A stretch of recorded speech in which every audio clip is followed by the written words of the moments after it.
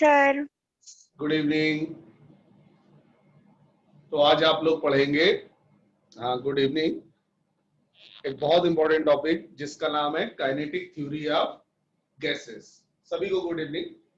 तो चलिए स्टार्ट करते हैं। काइनेटिक थ्योरी ऑफ गैसेस, जिसे हम लोग शॉर्ट में केटीजी भी कहते हैं, काइनेटिक थ्योरी ऑफ गैसेस। तो देखिए ये थ्योरी 4 साइंटिस्ट थे। एक का नाम था मैक्सवेल, एक का नाम था क्रॉनिक, एक का नाम था क्लॉसियस और एक थे बोल्ट्जमैन। तो इन चारों ने मिलकर ये थ्योरी दी थी for the study of properties of gases. इन्होंने बताया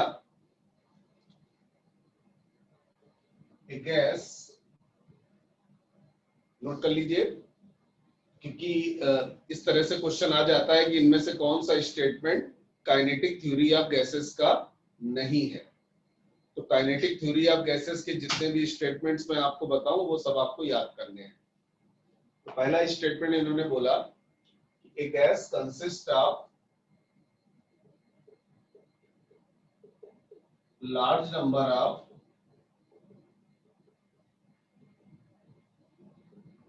minute particles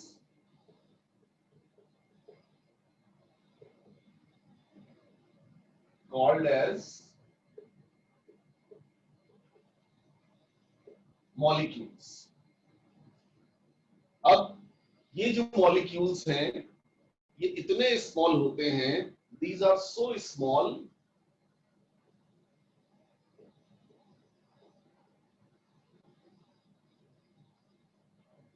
that their actual volume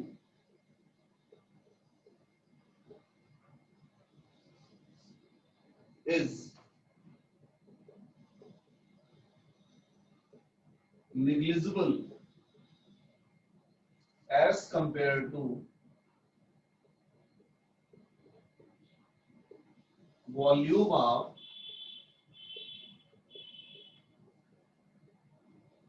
vacant space in vessel। मतलब इन लोगों ने मॉलिक्यूल्स को कह सकते हैं एक पॉइंट की तरह ट्रीट किया।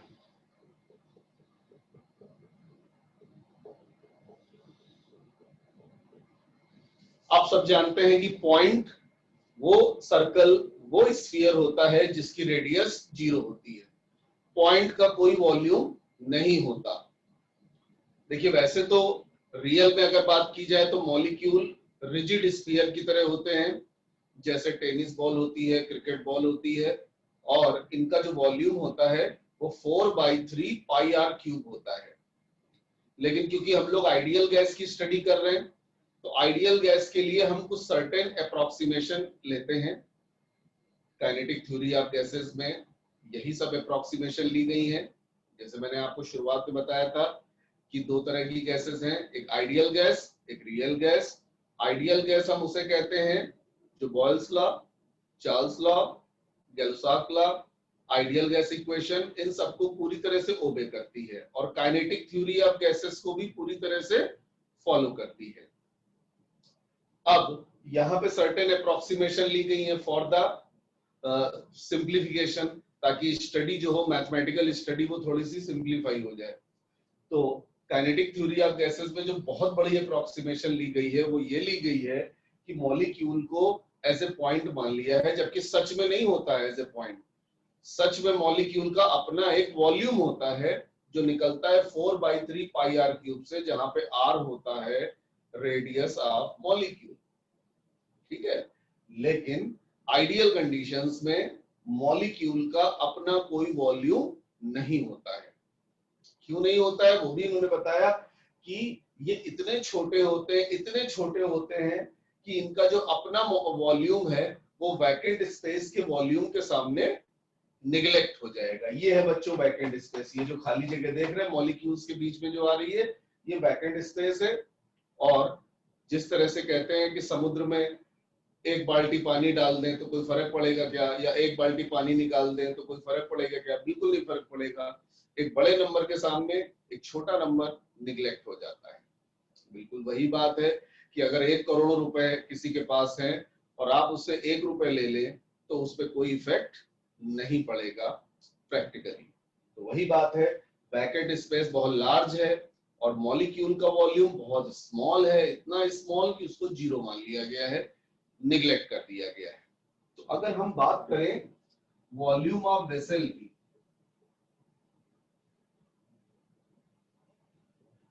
तो अगर मैथमेटिकली सोचा जाए तो वॉल्यूम ऑफ वेसल बच्चों ये होना चाहिए वैकेंट स्पेस का वॉल्यूम प्लस मॉलिक्यूल्स का वॉल्यूम। मतलब मॉलिक्यूल जितनी जगह घेर रहे हैं प्लस उनके बीच का vacant space. Volume of vacant space plus volume of molecules. लेकिन इस वॉल्यूम को इन लोगों ने निगलेक्ट कर दिया है। तो ये जो वॉल्यूम ऑफ वेसल है V, ये अप्रोक्सीमेटली हो जाएगा वॉल्यूम ऑफ वैकेंट स्पेस के। और इसी वैकेंट स्पेस के वॉल्यूम को हम कंप्रेसिबल वॉल्यूम और आइडियल वॉल्यूम भी कहते हैं। क्योंकि ये जो वॉल्यूम आया है, ये आइडियल कंडीशंस को फॉलो करके आया है, जबकि मॉलिक्यूल के वॉल्यूम को वहां पे निगलेक्ट किया जा रहा है तब। तो हम लोग गैस के लिए जिस V को यूज करते हैं वो V वास्तव में बच्चों क्या होता है? वैकेंट स्पेस का वॉल्यूम होता है, यानी वो स्पेस जहां तक गैस को हम कंप्रेस कर सकें, आइडियल वॉल्यूम होता है। और ये जो आइडियल वॉल्यूम है ये बच्चों किसके बराबर हो जा रहा है? वेसल के वॉल्यूम के बराबर हो जा रहा है। तो वॉल्यूम ऑफ वेसल ये आ गया वैकेंट स्पेस के वॉल्यूम के बराबर।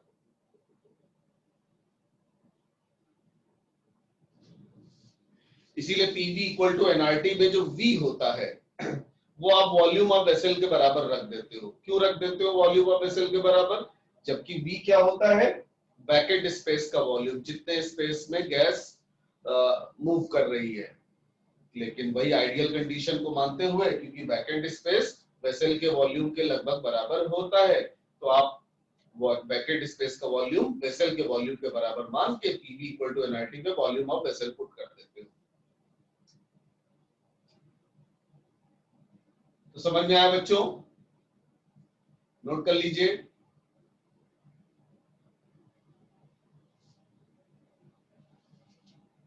ठीक है, वेरी गुड, सबको समझ में आ गया है।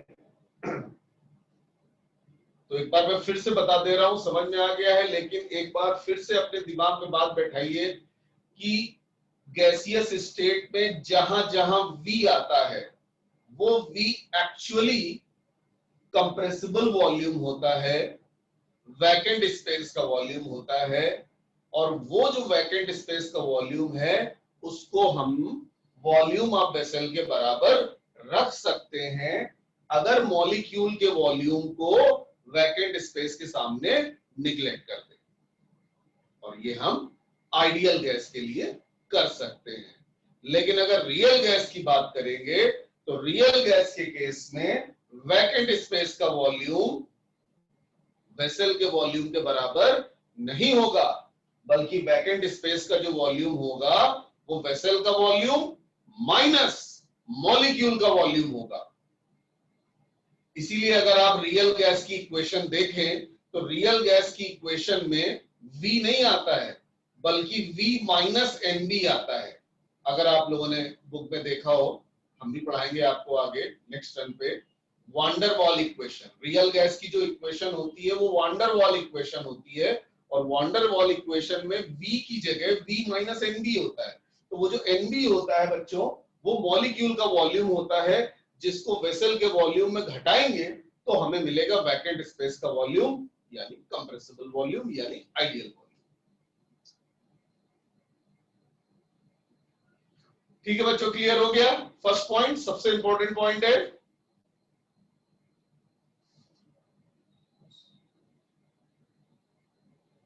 ठीक है, चलिए अब आगे बढ़ते हैं, सेकेंड पॉइंट देखते हैं। अब इसके बाद बताया कि gas molecules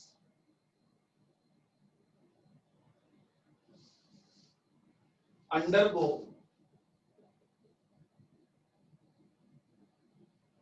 random motion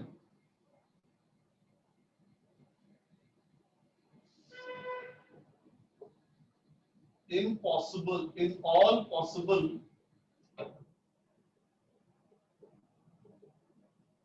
directions in the vessel।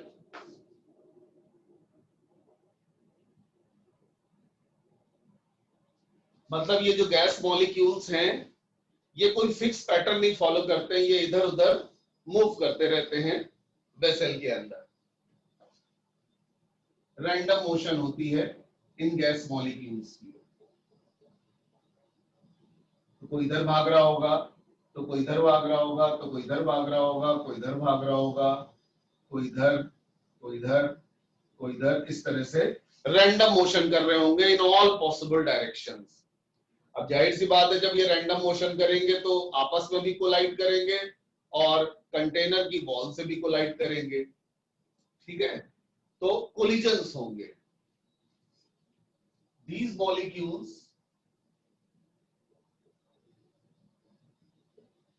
undergo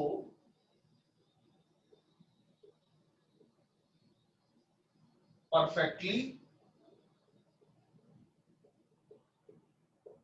elastic collisions। ये टर्म बच्चों फिजिक्स का है। परफेक्टली इलास्टिक कोलिजन हम उसे कहते हैं जिसमें कोई नेट लॉस इन एनर्जी ना हो। मतलब जिस एनर्जी से मॉलिक्यूल दूसरे मॉलिक्यूल से टकराएगा उसी एनर्जी से वो उस मॉलिक्यूल से दूर चला जाएगा, यानी टकराने में एनर्जी का कोई लॉस नहीं होगा। ये भी एक आइडियल बात है। रियल में क्या होता है, जब भी दो चीजें टकराती हैं तो एनर्जी में कुछ ना कुछ लॉस होता है, चाहे वो साउंड की फॉर्म में हो, चाहे वो हीट की फॉर्म में हो। लेकिन यहाँ पे एक अप्रोक्सीमेशन ली गई कि गैस मॉलिक्यूल इतने हल्के हैं, इतने छोटे हैं कि टकराएंगे लेकिन इससे उनकी एनर्जी में कोई नेट लॉस नहीं होगा। इसी को कहते हैं perfectly elastic collision.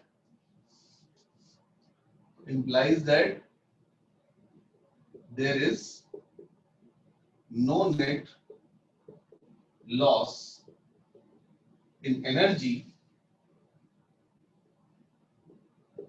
during the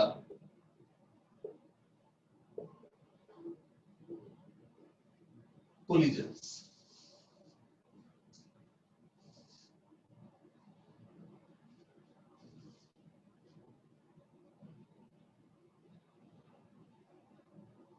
तो ये बड़ा इंपॉर्टेंट स्टेटमेंट है काइनेटिक थ्योरी ऑफ गैसेस का, कि गैस मॉलिक्यूल जब आपस में टकराते हैं या कंटेनर की वॉल पर टकराते हैं तो उससे उनकी एनर्जी में कोई कमी नहीं आती है।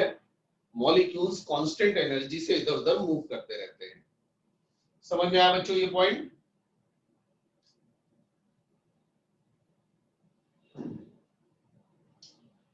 ओके। और यही जो एनर्जी है, जिस एनर्जी से ये कोलाइड कर रहा है कंटेनर की वॉल पे, उससे एक फोर्स लगाएगा और फोर्स पर यूनिट एरिया को ही हम प्रेशर कहते हैं। ये मैंने लेक्चर 1 में ही एक्सप्लेन कर दिया था कि गैस के प्रेशर का मतलब होता है गैस मॉलिक्यूल्स का कंटेनर की वॉल पे कोलिजन, जिससे फोर्स लगता है और उसी फोर्स पर यूनिट एरिया को प्रेशर कहते हैं। तो ये भी statement kinetic theory of gases का ही है, जिसको मैंने पहले ही एक्सप्लेन कर दिया था। ठीक है, अब इसके बाद इन्होंने बताया number 4, there are no attractive forces between the gas molecules.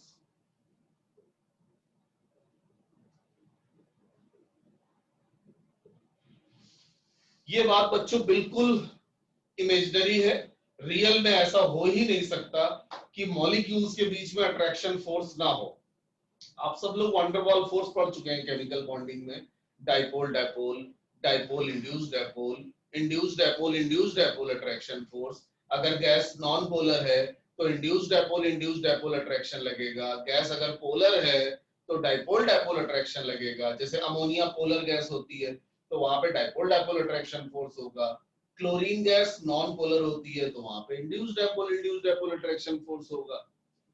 इसीलिए कहते हैं कि काइनेटिक थ्योरी ऑफ गैसेस किसके लिए बनी है? आंसर आइडियल गैस के लिए, और आइडियल गैस रियल में एग्जिस्ट नहीं करती। तो कई बार बच्चों के मन में सवाल आता है कि जो गैस रियल में एग्जिस्ट नहीं करती उसको टीचर लोग पढ़ाते क्यों हैं?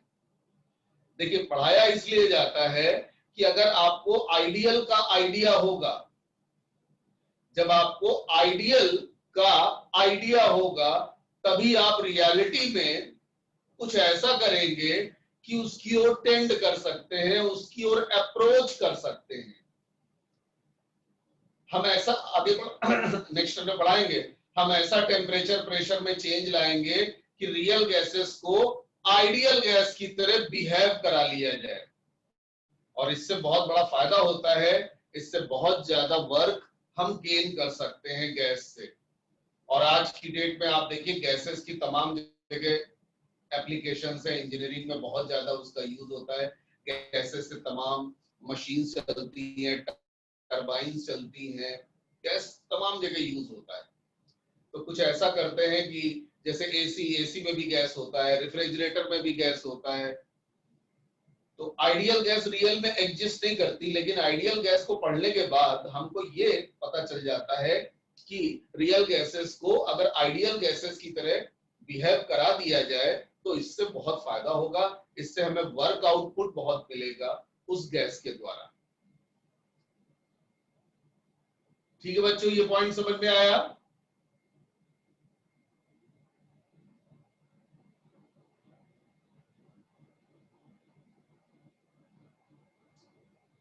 ठीक है, चलिए आगे बढ़ते हैं फिर। तो there are no attractive forces between the gas molecules, ये बहुत बड़ी अप्रोक्सीमेशन है। चलिए अब नंबर 5 देखते हैं। Number 5,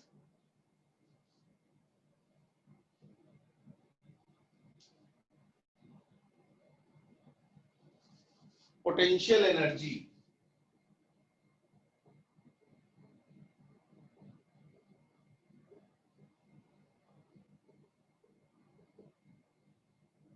gas molecules is negligible। देखिए, दो तरह की एनर्जी होती है, काइनेटिक एनर्जी, एक पोटेंशियल एनर्जी। तो गैस मॉलिक्यूल्स की पोटेंशियल एनर्जी को जीरो माना गया। Potential energy of gas molecules is approximately zero. ठीक है, क्योंकि इतना हल्का है, इतना हल्का है कि उसकी अपनी कोई पोटेंशियल एनर्जी नहीं होगी, यानी उस पे जो ग्रेविटी है, गैस मॉलिक्यूल के ऊपर ग्रेविटी का कोई इफेक्ट नहीं होगा। आप सब जानते हैं पोटेंशियल एनर्जी का फॉर्मूला होता है mgh। तो g ग्रेविटी गैस मॉलिक्यूल्स पे नहीं लगती, इतना हल्का होता है वो। आप लोगों ने पॉपकॉर्न देखा होगा, पॉपिंग मशीन देखा होगा जिसमें कॉर्न को पॉप करते हैं। तो उसमें क्या किया जाता है, कॉर्न को डाल दिया जाता है, बटर डाल दिया जाता है और वो मशीन उसको घुमाती है। तो जिस तरह से पॉपकॉर्न घूमता है वो ग्लास के वेसल पे, उसी तरह से गैस मॉलिक्यूल कंटेनर के अंदर बहुत तेजी से इधर उधर मूव करते हैं। अब कोई चीज इतनी तेजी से मूव कर रही है, अपनी जगह फिक्स है ही नहीं, तो उसकी पोटेंशियल एनर्जी को हम कह सकते हैं कि वो बहुत कम है, और मैथमेटिक्स में जो बहुत कम होता है उसको जीरो माना जा सकता है। ठीक है, तो इसका मतलब ये हुआ कि टोटल एनर्जी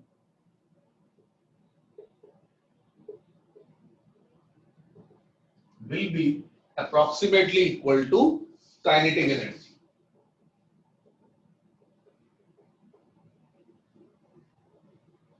वैसे रियलिटी में टोटल एनर्जी होता है kinetic energy plus potential energy, लेकिन पोटेंशियल एनर्जी जीरो है, तो टोटल एनर्जी काइनेटिक एनर्जी के बराबर होगा। अब इसके बाद चलिए, अब मेरा एक सवाल बताइए, हर मॉलिक्यूल की जो काइनेटिक एनर्जी है वो सेम होगी या अलग अलग होगी? आप लोग मोल कॉन्सेप्ट पढ़ चुके हैं। अगर मैं 4 ग्राम हीलियम लूं, अगर मैं 4 ग्राम हीलियम लूं तो 4 हीलियम का एटॉमिक मास होता है, तो 4 ग्राम हीलियम में 1 मोल हीलियम होगा, और 1 मोल हीलियम का मतलब 6.02 into 10⁻23 मॉलिक्यूल, यानी बहुत सारे मॉलिक्यूल्स हैं। अब बताइए, उन सारे मॉलिक्यूल्स की काइनेटिक एनर्जी सेम होगी या अलग अलग होगी?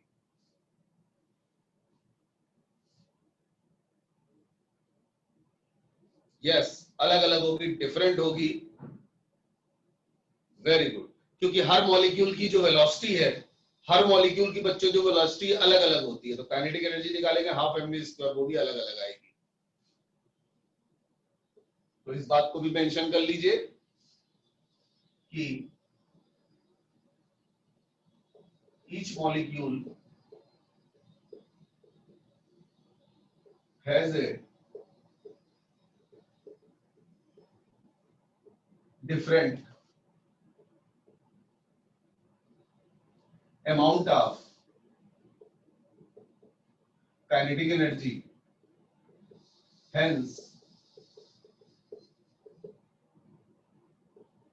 अगर आपको गैस की काइनेटिक एनर्जी निकालनी है तो आपको उन सब एनर्जीज का एवरेज लेना पड़ेगा। तो अगर आपसे कहा जाए किसी आइडियल गैस की काइनेटिक एनर्जी का क्या मतलब है, आप कहेंगे एवरेज काइनेटिक एनर्जी, क्योंकि हर मॉलिक्यूल की काइनेटिक एनर्जी अलग अलग है, तो हम लोग एवरेज निकाल लेंगे तो कहेंगे भैया ये जो एवरेज आया है यही उस गैस की काइनेटिक एनर्जी है। ठीक है, और उसके बाद इन्होंने ये बताया कि जो एवरेज काइनेटिक एनर्जी होती है किसी गैस की, वो डिपेंड करती है टेम्परेचर इन केल्विन पे। Average kinetic energy of gas is directly proportional to temperature in kelvin, यानी अगर गैस का टेम्परेचर 300 केल्विन से 600 केल्विन कर दिया जाए तो उसकी एवरेज काइनेटिक एनर्जी डबल हो जाएगी। टेम्परेचर डबल करेंगे तो काइनेटिक एनर्जी भी डबल हो जाएगी।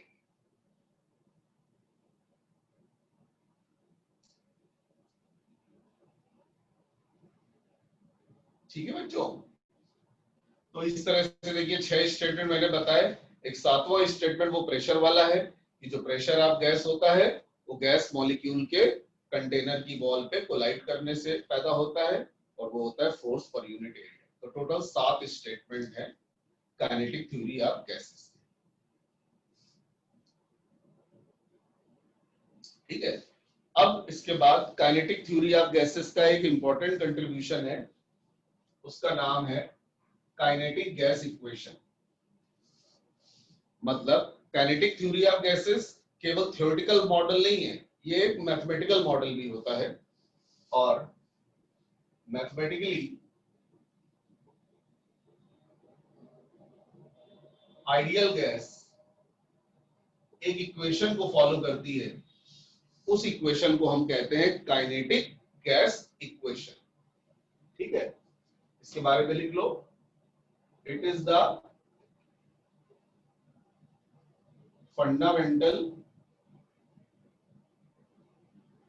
equation of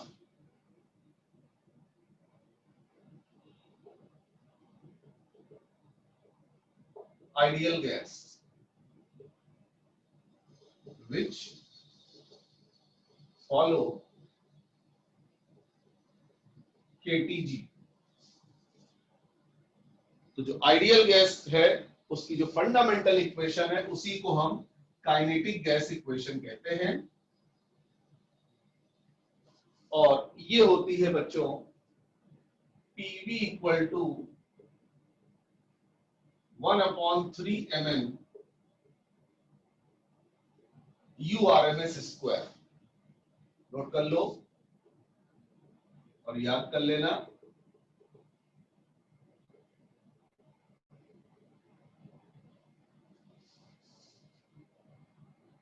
यहां पे P बच्चों गैस का प्रेशर है, V गैस का वॉल्यूम है, वही वैकेंट स्पेस यानी कंप्रेसिबल वॉल्यूम जो वेसल के वॉल्यूम के बराबर हो जाता है फॉर आइडियल गैस। हाँ, जो m है स्मॉल m, ये होता है बच्चों mass of A gas molecule, और n ये है टोटल नंबर ऑफ मॉलिक्यूल्स। तो बताओ बच्चों mn को हम क्या लिख सकते हैं? m है एक मॉलिक्यूल का मास, n है टोटल नंबर ऑफ मॉलिक्यूल्स, तो m इंटू n बताओ किसके बराबर होगा?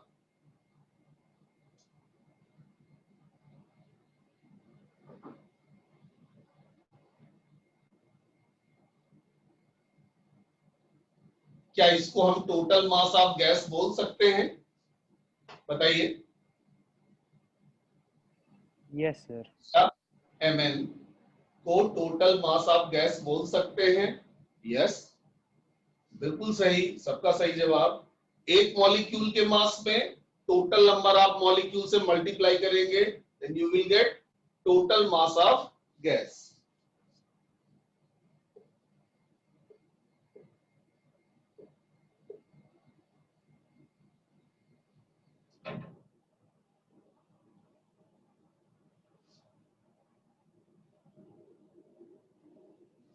राइट? और ये जो U है, U, ये U है बेटा वेलोसिटी, ये वेलोसिटी है, और नीचे RMS लिखा है, इसका फुल फॉर्म होता है root mean square velocity of gas.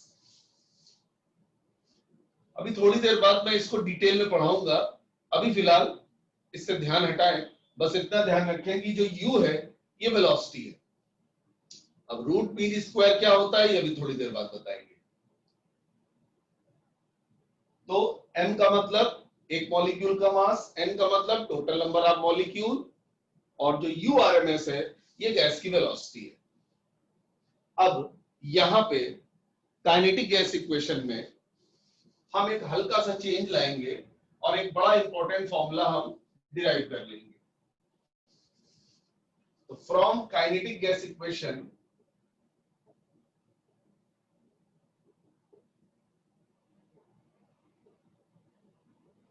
you can write PV equal to 2/3 into half mn URMS square. बताओ ठीक लिखा है? Is it okay?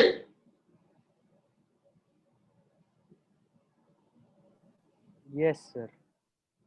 भाई 2 कैंसिल हो जाएगा, जब 2 कैंसिल हो जाएगा तो वही आ जाएगा 1/3 mn URMS स्क्वायर। लेकिन इससे करने से फायदा ये हुआ है, ये ब्रैकेट के अंदर बताओ क्या आ गया है? What is inside the bracket? Kinetic energy of gas, total gas.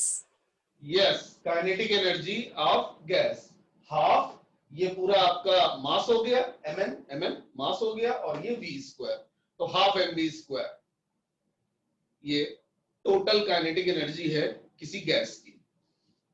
तो हम लिख सकते हैं PV equal to 2/3 into kinetic energy.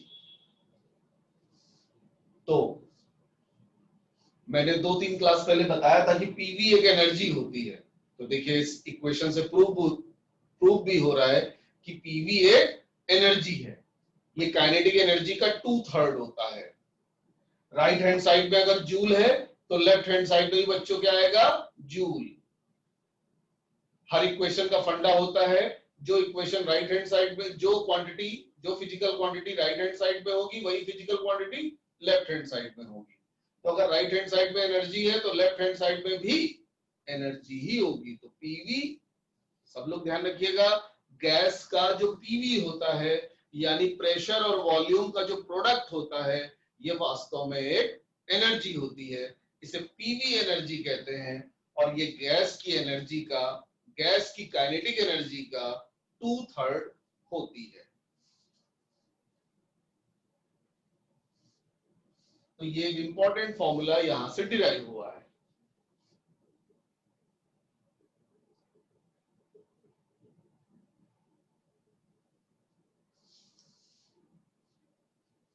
ठीक है बच्चों,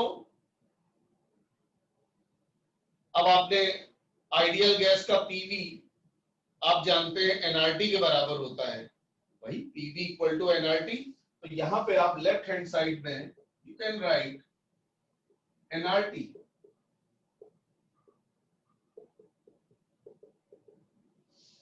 ओके, पीवी की जगह हमने एनआरटी लिख दिया। तो यहां से आपको काइनेटिक एनर्जी का फॉर्मूला मिला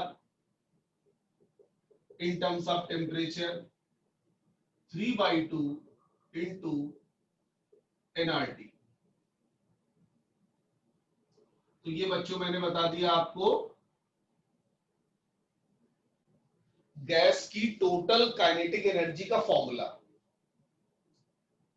गैस का आपको मास दे रखा होगा, आप मॉलिक्यूलर मास से डिवाइड करके n निकाल लीजिएगा। n है number of moles of gas, r मैं बता चुका हूं गैस कांस्टेंट होता है, और t है टेम्परेचर इन केल्विन। तो कभी भी गैस की काइनेटिक एनर्जी पूछी जाए तो ये फॉर्मूला लगाइएगा 3/2 nRT। नोट कर लीजिए जल्दी से बेटा।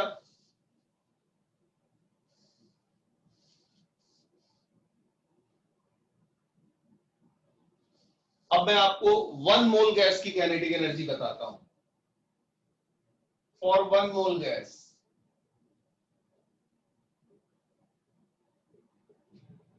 n इक्वल टू 1, तो काइनेटिक एनर्जी आ जाएगा 3/2 RT। ओके, अब अगर आपसे कहा जाए एवरेज काइनेटिक एनर्जी बताओ पर मॉलिक्यूल, तो बताओ बच्चों किससे डिवाइड करेंगे। ये 1 मोल गैस की काइनेटिक एनर्जी आई है, मैं 1 मॉलिक्यूल की काइनेटिक एनर्जी बताना चाहता हूं ऑन एन एवरेज। तो बताओ किससे डिवाइड करें राइट हैंड साइड में, Na, यस, एवोगाड्रो नंबर से, क्योंकि 1 मोल में Na मॉलिक्यूल होते हैं। वेरी गुड, 1 मोल में एवोगाड्रो नंबर के बराबर मॉलिक्यूल होते हैं, तो Na से डिवाइड कर दीजिए 3/2 इंटू R/Na इंटू T। अब ये जो R/Na होता है बच्चों, ये K होता है, और K एक कांस्टेंट होता है। इस K को कहते हैं बोल्ट्जमैन कांस्टेंट। तो बताओ एवरेज काइनेटिक एनर्जी का क्या फॉर्मूला आया, 3/2 kT।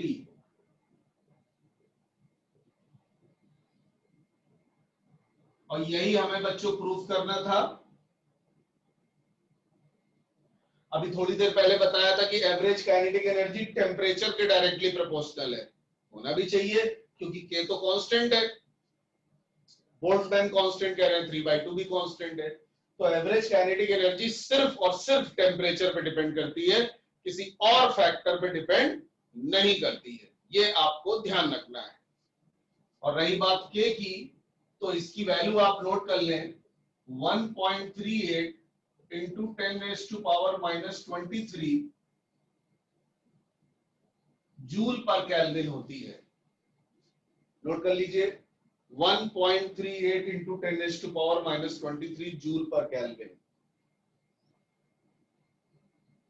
तो ये बेटा बड़ा इंपॉर्टेंट डिस्कशन था काइनेटिक गैस इक्वेशन का, जल्दी से नोट कर लीजिए, फिर हम 2 मिनट का ब्रेक लेंगे और उस ब्रेक में आप सारे फॉर्मूले याद करिए, फिर मैं क्वेश्चन कराऊंगा। तो जैसे ही ब्रेक के बाद आऊंगा तो मैं क्वेश्चन कराऊंगा, फॉर्मूले तब तक याद कर लीजिए जो आज आपको मिलेगा, ठीक है? नोट कर लिया सबने?